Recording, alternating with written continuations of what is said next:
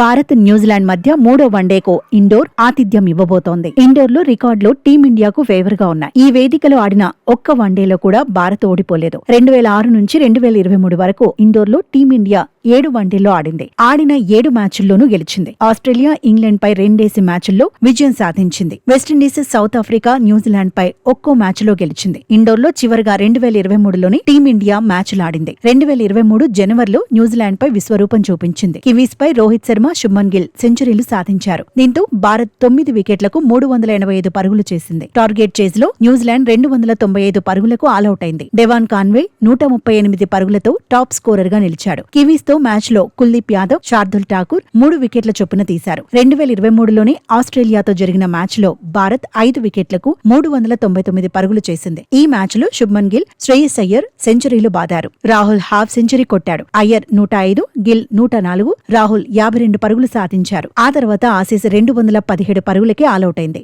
అశ్విన్, జడేజా 3 వికెట్లు తీశారు. ఇదే మ్యాచ్ లో ప్రసిద్ధ్ కృష్ణ 2 వికెట్లు, షమి 1 వికెట్ దక్కించుకున్నారు.